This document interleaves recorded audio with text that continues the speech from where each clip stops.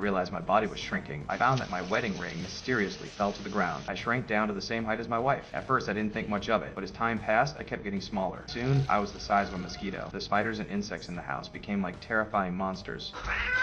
I went to the hospital for a checkup. The doctors ran various tests, but everything came back normal. There was nothing wrong with my bones or blood, but the shrinking didn't stop, and the doctors couldn't give any answers, so I had no choice but to go home and rest. Soon, I shrank down to the size of our house cat. To protect me, my wife put the cat outside. She even told everyone I was dead. She planned to sell the house. I felt like I had been hit with a heavy blow. I was no longer her husband. I was just a sick burden. Days passed, and I kept shrinking. I became small enough to fit inside my daughter's toy house. At first, I thought it was fun. No more work. I could just stay home and be with my daughter. But soon, nothing seemed funny anymore. My wife refused to let me sleep on the bed. She was afraid that if she turned over, she would crush me. The more she did this, the more I wanted to get on that bed. The next day, I tied a fishing hook to a string. I thought I could use it to climb onto the bed. Then, I heard a cat's meowing outside. It was the cat my wife had thrown out, and it had come back. That made me break out in a cold sweat. In my shrunken state, the cat seemed like a giant. I tried to run, but I accidentally cut myself on the fishing hook, and then the cat started to stalk me. I grabbed a sewing needle as a weapon. I tried to run, but there was no way I could outrun the cat. It quickly caught up to me.